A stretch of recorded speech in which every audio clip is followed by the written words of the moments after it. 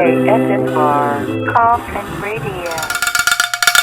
Welcome to another exciting episode of Koffin Radio. I am Heartthrob Rob, and today we are talking about WWE on A&E Biography, Bret the Hitman Hart. Bret, my favorite wrestler here, man, and we get to read the bio here, reading Bret Hart, one of the greatest technical athletes in WWE history, earns the nicknames the Hitman and the excellence of execution throughout his career.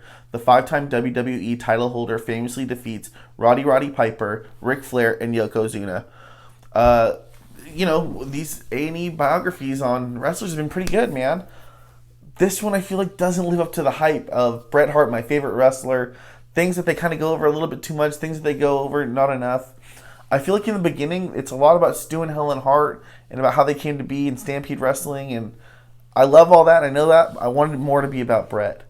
I love Helen, I love Stu, but, Stampede is just the beginning of Bret's career, and I feel like they're kind of on that whole generation for a while before they move on to his WWF career.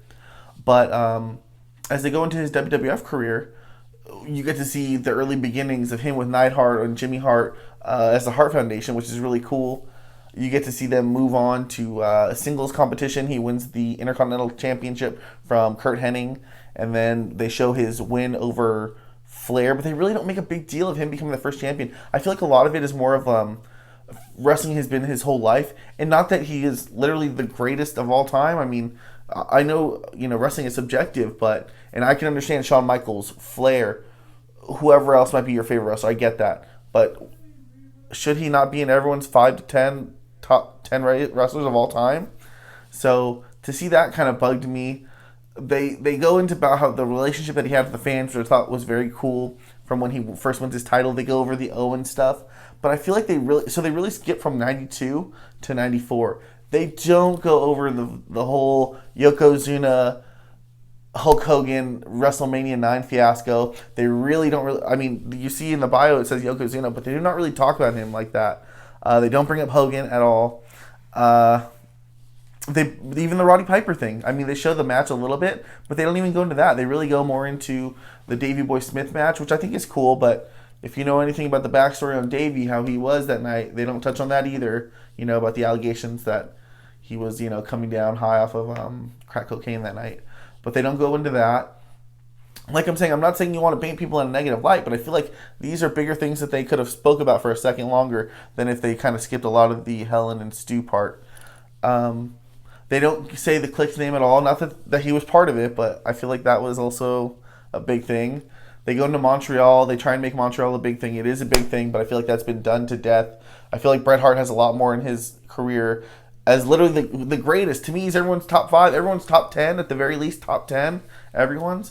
And it was more of they're going to go into Montreal Screwjob when it's like, dude, it's been done to death. Let's talk about everything else in his career. And the Montreal Screwjob is dang near the end of it. They go into this much detail of WCW about how he just wasn't used correctly there. They go into the negotiations, obviously. I mean, Bret was going to get $2.8 million for 3 years from WCW, and instead he chooses these 20-year deal, $500,000 a year with Vince, and Vince isn't able to. In the end, they sign the contract, but Vince goes, I can't even honor this anymore. I'm sorry. And Bret has to go to WCW, and where he gets his head kicked in by Goldberg into the third row of the audience. But just sad stuff. And from there, they go into other sad things that happened to Bret after his career is over. When he has to retire because of the Goldberg match. He's later on riding his bike and has a seizure. His brother Owen dies, and they say how Helen and Stu never really recovered from that either. And it's just kind of sad, but it does paint Bret in a nice light, and they should go over his wife now and the family that he has, and that he has family time a lot. But I feel like it wasn't enough on his career. They did some highlights, but I feel like there could have been so much more, and it was more about how his life is wrestling, and not that he's one of the greatest. That kind of bugged me.